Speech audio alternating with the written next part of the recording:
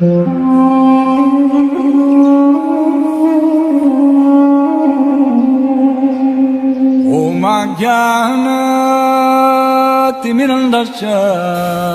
I am Stacy.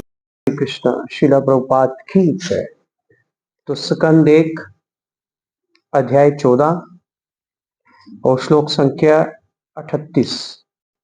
तो यहाँ पर बात हो रही है कि जितने भी बड़े बड़े यदुवंशी वीर है वो भगवान श्री कृष्ण का जो बाहुबल है उनके द्वारा सुरक्षित है। जितने भी यदुवंश में जितने भी वीर है उनकी रक्षा कौन कर रहे हैं? भगवान श्री कृष्ण। जिनकी रक्षा भगवान कृष्ण करते हैं उन्हें कभी भय नहीं होता, क्योंकि भगवान उनकी रक्षा के द्वारा उन्हें निर्भय का जो वरदान है भगवान उन्हें प्रदान करते हैं। तो ऐसे यदुवंशी वीर जिनकी रक्षा भगवान श्री कृष्ण करते हैं वो सभी प्रकार से निर्भय बने रहते हैं, उन्हें कोई भय नहीं होता, अभय दान मिल जाता है। भगवान के द्वारा सुरक्षित होने पर उन्हें अभय दान की प्राप्ति होती है। अतएव उनके चरण, किनके चरण? यदुवंशियों के। अतः उनके चरण उस सुधर्मा के सभा भवन में पड़ते रहते हैं। सुधर्मा एक ऐसा सभा भवन है, एक ऐसा राज भवन है जो स्वर्ग में पाया जाता है, इंद्रदेव के वहां पर। अब वो जो सुधर्मा रूपी या सुधर्मा नामक जो सभा भवन है, जो राज्य भवन है, वो यदुवंशी भगवान कृष्ण की कृपा से वो वहां पे ले आए थे। कहां पे? द्वारका नगरी में। ये उस सभा भवन की बात हो रही है कि यदुवंशी वहां से छीनकर देवताओं के पास था स्वर्ग में, तो वहां से भगवान कृष्ण के हेल्प से, भगवान कृष्ण की मदद से, भगवान कृष्ण की कृपा से, भगवान कृष्ण की प्रसन्नता के लिए तो वो जो सुधर्मा नाम का जो राज्य भवन है उसको वो वहां पे ले आए। और वो जो सुधर्मा नाम का जो सभा भवन है वो कहते सर्वश्रेष्ठ केवल देवताओं के लिए है। केवल देवताओं के लिए नहीं, सर्वश्रेष्ठ देवता जो है उनके लिए है। किंतु जो उनसे छीन लिया गया था, अब वो देवताओं के पास नहीं है, उनसे छीन कर यदुवंशी द्वारका ले आए थे। तो ये उसकी बात हो रही है। तो तात्पर्य में प्रभुपाद जी बता रहे हैं कि जो भगवान के प्रत्यक्ष रूप में सेवक हैं वे भगवान द्वारा सभी प्रकार के भय से सुरक्षित रखे जाते हैं। तो यहां पर यही बात हो रही है कि अगर हम चाहते हैं कि भगवान हमें सभी प्रकार से सुरक्षित रखे तो उसके लिए हमें क्या करना होगा? हमें भगवान की सेवक बनना होगा। हमें हमेशा भगवान की सेवा करते रहना चाहिए और सर्वोत्कृष्ट वस्तुओं का भोग करते हैं। कहते जो लोग भगवान की सेवा में लगे रहते हैं, अब जो मंदिर में आल्टर में सेवा करेगा तो वो तो आल्टर में खड़ा है, वहां पर सिर्फ भगवान ही खड़े हैं जहां भगवान का सेवक खड़ा है। कहते ऐसा व्यक्ति जो है वो सर्वोत्कृष्ट वस्तुओं का भोग करता है, चाहे वे बलपूर्वक एकत्र क्यों ना की गई हो। जो भगवान के सेवक है वो सबसे उत्तम वस्तुओं का भोग करते हैं, चाहे वो वस्तुएं किसी से छीन के क्यों ना लेके आई हो, क्योंकि वो भगवान के लिए छीन के लेके आए ना। जो भी वस्तु बलपूर्वक लेके आए यदुवंशी, वो तो भगवान की प्रसन्नता के लिए लेकर आए। जब भगवान उसका भोग कर रहे हैं तो भगवान के सेवक भी ऑटोमेटिकली उसका भोग करेंगे। तो यहां पर ये बात हो रही है। भगवान सभी जीवों के साथ समान व्यवहार करते हैं। भगवान तो सभी के साथ सम है। भगवान ऐसा नहीं है किसी के साथ पक्ष कर रहे, किसी के साथ पक्षपात कर रहे, किसी के साथ नहीं कर रहे। भगवान सभी के साथ समान व्यवहार करते हैं, किंतु वे अपने भक्तों के प्रति अत्यधिक वत्सल होने के कारण विशेष पक्षपात करते हैं। कहते भगवान वैसे तो सभी के साथ सम है, समान दृष्टि से देखते हैं, सभी के साथ समान व्यवहार करते हैं, लेकिन अपने भक्तों के साथ अत्यधिक वत्सल होने के कारण अपने भक्तों को वो बहुत प्रेम करते हैं।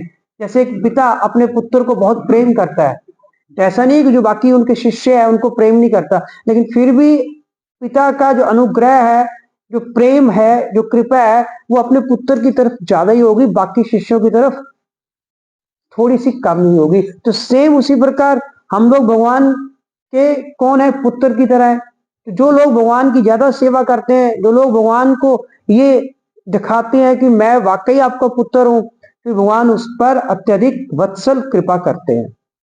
द्वारकापुरी समुन्नति पर थी कि जो द्वारकापुरी थी वो राइज कर रही थी, क्योंकि वहां भौतिक संसार की श्रेष्ठतम वस्तुएं उपलब्ध थी, कि जो जितनी भी भौतिक संसार की सबसे श्रेष्ठ चीजें थी वो सब वहां पे द्वारकापुरी में उपलब्ध थी। और राज्य का सभा भवन हर राज्य की प्रतिष्ठा के अनुसार बनाया जाता है। अब जो भी राज्य का जो सभा भवन होता है, कहते वो राज्य की जो प्रतिष्ठा होती है उसी के अनुसार बनाया जाता है। अब जैसे मान लो भारत है, भारत मतलब डेमोक्रेटिक, बहुत बड़ी डेमोक्रेटिक कंट्री है, तो उनका जो पार्लियामेंट हाउस है तो नेचुरली वो सभा भवन हुआ ना, तो वो भारत की प्रतिष्ठा को देखकर उसको बहुत ही बढ़िया ढंग से बनाया गया है कि लोगों को पता लगे कि भारत इतना बड़ा डेमोक्रेटिक देश है, तो उसका जो लोकतंत्र का, उसका जो अपना पार्लियामेंट है, लोकसभा है, जो भवन है वो कितना अच्छा बना हुआ है। तो यहाँ भी यही बात हो रही है। स्वर्गलोक में सुधर्मा नामक सभा भवन श्रेष्ठ देवताओं की प्रतिष्ठा के अनुरूप था। अब देवता थे, स्वर्ग में रहते, अब देवता के अनुसार ही जो देवताओं का स्टेटस है और उसी के अनुसार ही उनका राज्य भवन भी होना चाहिए। तो यहाँ पे ये बात हो रही है कि स्वर्गलोक में सुधर्मा नामक सभा भवन श्रेष्ठ देवताओं की प्रतिष्ठा के अनुरूप ही था। ऐसा सभा भवन महिमंडल के किसी भी राज्य के हेतु नहीं होता।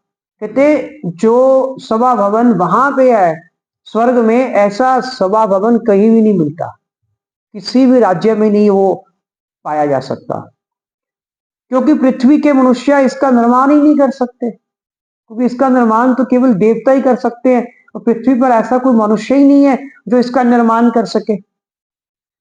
चाहे कोई राज्य भौतिक रूप से कितना भी समृद्ध क्यों ना हो, फिर भी वो ऐसा सभा भवन पृथ्वी पर नहीं बना सकता जो सभा भवन जिसका नाम क्या है, सुधर्मा।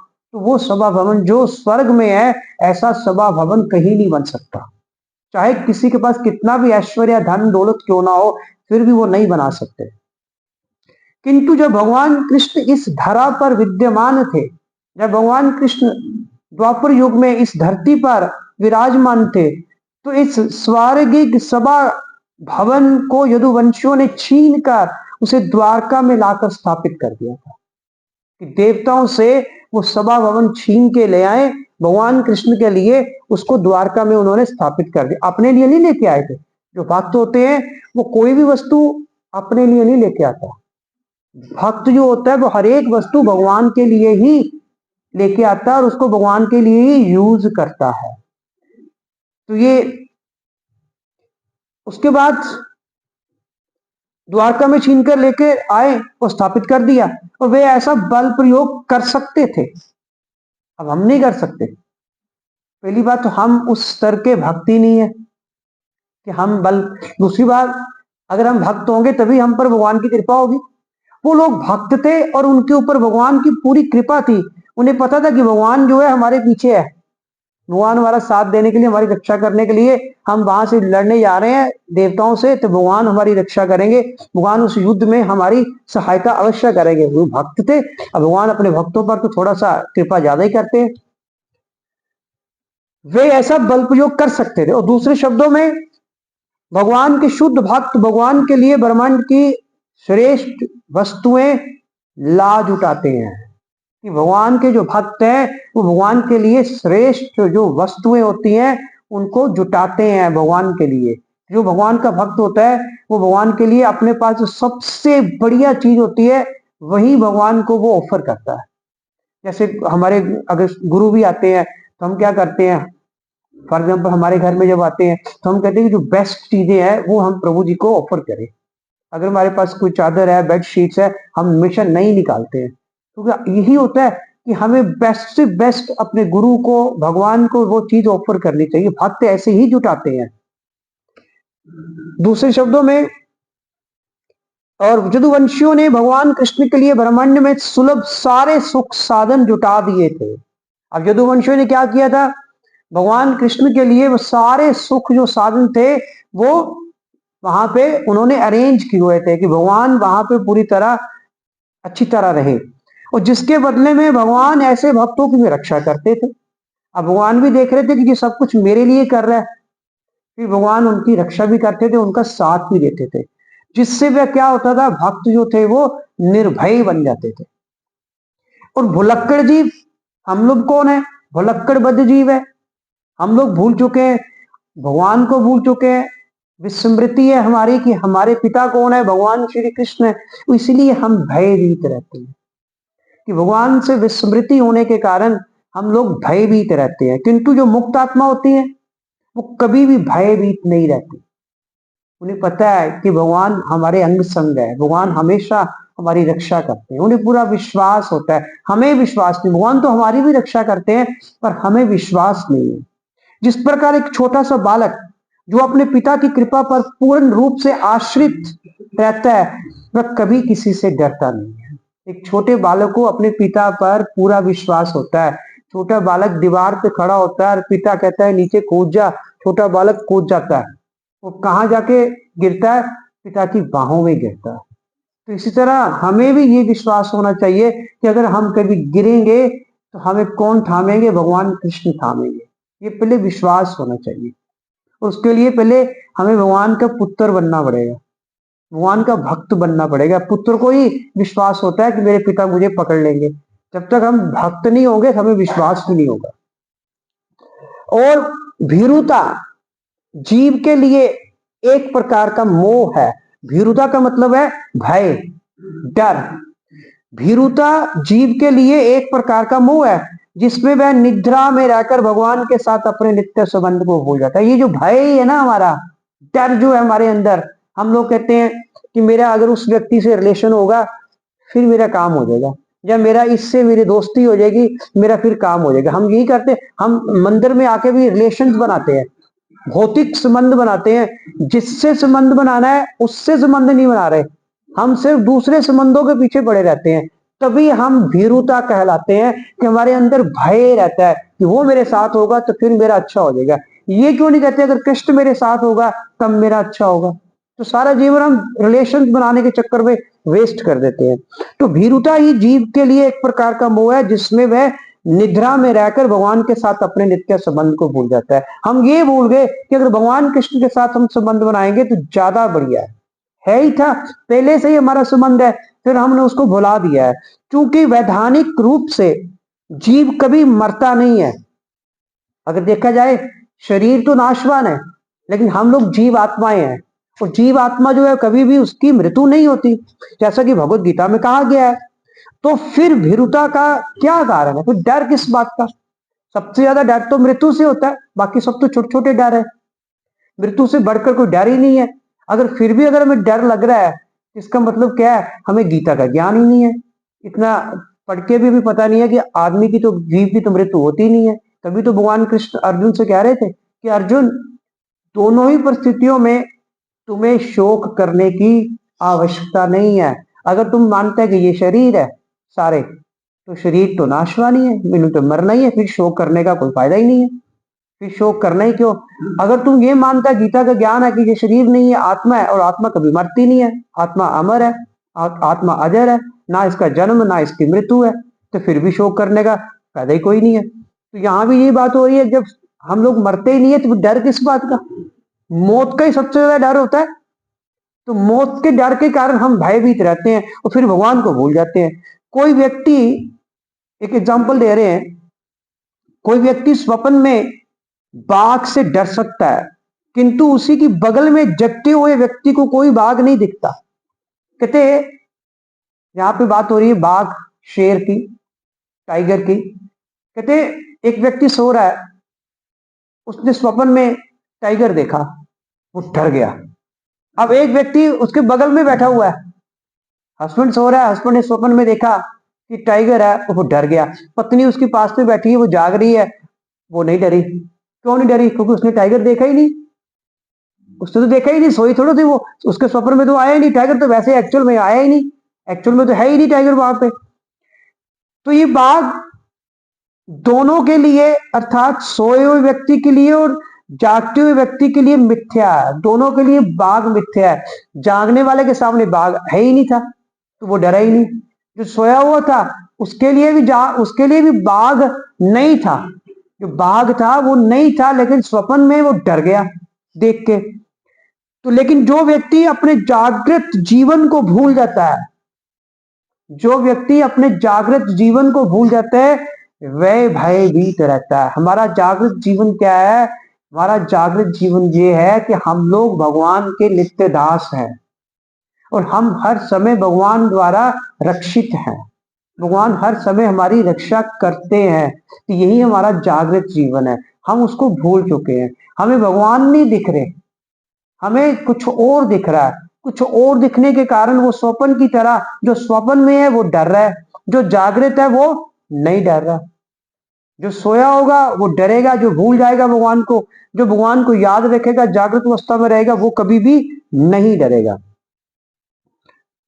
और जो अपनी स्थिति को नहीं भूलता वह बिल्कुल नहीं डरता। इस तरह सारे यदुवंशी भगवान की सेवा के प्रति पूर्ण रूप से जागरूक थे।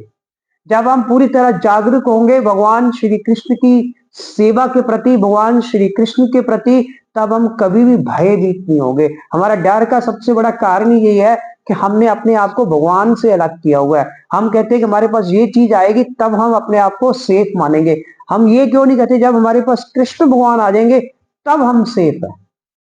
जब हम भगवान हमारे साथ है, भगवान हमारे पास है, या हम भगवान के निकट है, हम तब सेफ है। तो ये चीज जागरूक अवस्था है एक जीवात्मा के लिए। अतएव उनके लिए बाघ से किसी समय भी भयभीत होने का प्रश्न ही नहीं था। जो लोग जागरूक होते हैं वो कभी भी बाघ से भयभीत नहीं होते, चाहे वो स्वप्न में हो, चाहे वो जागृत अवस्था में दिखता हो। यदि असली बाघ होता भी, यदि असली बाघ होता भी तो भगवान उनकी रक्षा करने के लिए तो थे ही। अगर बाई चांस आपको लाइफ में कोई प्रॉब्लम है, वैसे तो कोई प्रॉब्लम है ही नहीं है, अगर बाई चांस लाइफ में कोई प्रॉब्लम है तो भगवान हमारी रक्षा करने के लिए तो है। ये विश्वास होना चाहिए। अगर ये विश्वास होगा फिर कभी भी हम भयभीत नहीं होंगे। हरे कृष्णा। श्रील प्रभुपाद की जय।